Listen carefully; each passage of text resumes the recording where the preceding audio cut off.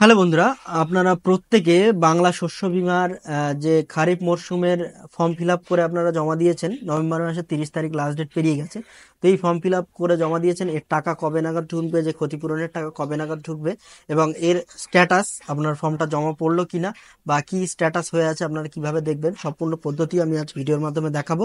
কিভাবে আপনি আপনার খারিফ মরশুমের যে বাংলা শস্য বীমার যে ফর্ম জমা দিয়েছেন তার স্ট্যাটাস কি হয়েছে কিভাবে দেখবেন, আর কবে নাগাদ আপনার এই ক্ষতিপূরণের টাকা ঢুকবে, সমস্তটা এই ভিডিওর মাধ্যমে আলোচনা করব এবং দেখানোর চেষ্টা করব। সুতরাং স্কিপ না করে সম্পূর্ণ ভিডিওটা দেখুন, আশা করছি আপনাদের যথেষ্ট উপকারে আসবে। ভিডিও ভালো লাগলে একটা লাইক করবেন, চ্যানেলে প্রথম হলে চ্যানেলটা সাবস্ক্রাইব করবেন। তো চলুন শুরু করা যাক আজকের ভিডিও। তো আপনারা যে কোনো একটা ব্রাউজার খুলে নেবেন, মোবাইল থেকে হোক বা কম্পিউটার থেকে। মোবাইল থেকে করলে আপনারা 3 ডটে গিয়ে ডেস্কটপ সাইটটা অন করে নেবেন, নিয়ে গুগল সার্চে গিয়ে লিখবেন বাজাজ আলিয়ান্স। বাজাজ আলিয়ান্স, দেখুন বাজাজ আলিয়ান্স লিখে সার্চ করবেন। সার্চ করলেই আপনার বাজাজ আলিয়ান্সের যে ওয়েবসাইট চলে আসবে। দেখুন এই যে বাজাজ আলিয়ান্স, প্রথমেই যদি আসে তো ভালো, নাহলে একটু স্ক্রল ডাউন করবেন, করার পরে দেখবেন এই যে বাজাজ আলিয়ান্স .com, এই ওয়েবসাইটে আপনারা চলে আসবেন। এই ওয়েবসাইটটা আপনারা খুলে নেবেন। খুলে নিলে আপনাদের এরকম একটা ইন্টারফেস পাবেন। যদি আপনারা মোবাইল থেকে করেন তাহলে অন্যরকম আসবে। আপনারা 3 ডটে গিয়ে ডেস্কটপ সাইট অন করে নেবেন, নিলে এরকম ইন্টারফেস পাবেন। তো আসার পরে এখানে দেখবেন জেনারেল ইন্স্যুরেন্স এবং লাইফ ইন্স্যুরেন্স। তো আপনারা জেনারেল ইন্স্যুরেন্সের মধ্যে চলে যাবেন, গিয়ে এখানে যে এক্সপ্লোর অপশান আছে, এই এক্সপ্লোর অপশানে আপনারা ক্লিক করবেন। এক্সপ্লোর অপশানে ক্লিক করলেই আপনার পেজটা রিডাইরেক্ট হয়ে এরকম পেজ চলে আসবে। তারপরে আপনার এখানে চলে আসবেন, দেখবেন PMFBY, প্রধানমন্ত্রী ফসল বীমা যোজনা। দেখুন প্রধানমন্ত্রী ফসল বীমা যোজনা কিন্তু পশ্চিমবঙ্গে চালু নেই।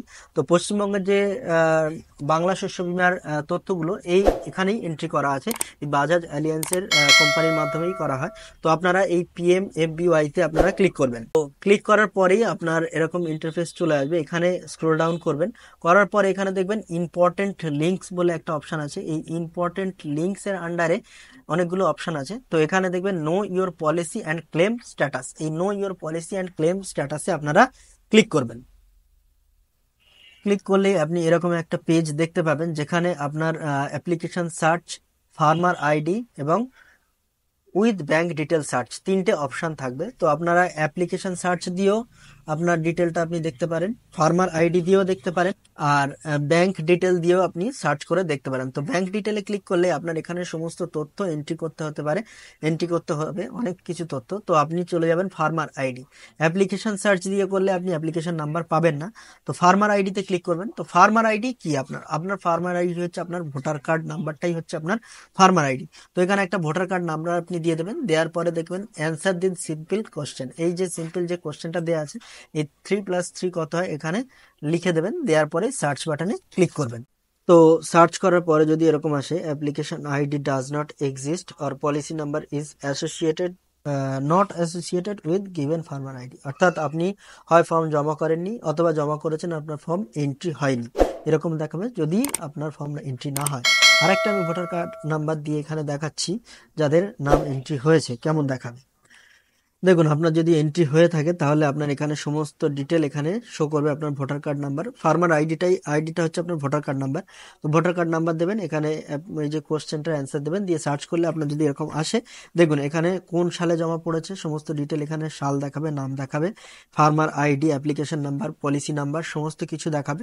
আপনি কিসের জন্য জমা করেছেন, যেমন ধান, আগেরটা 2023-এ সর্ষের জন্য জমা করা হয়েছিল, এখানে সমস্ত কিছু এখানে শো করবে। এবং claim is not yet generated against the given policy, policy নাম্বারটাও এখানে শো করবে। আর যদি এখানে ক্লেম স্ট্যাটাস বলে উল্লেখ থাকে তাহলে ক্লেম স্ট্যাটাসে এখানে ক্লিক করবেন, এখানে শো করবে। তো ওইভাবে দেখবেন আপনার যদি এখানে ক্লেম ইয়েট নট জেনারেটেড থাকে, আপনার টাকা তার মানে এখনো ঢোকেনি, এককালীন ঢুকবে। আর অনেকের ঢুকে থাকে, এখানে ক্লেম স্ট্যাটাসটা আপডেট করা হয় না।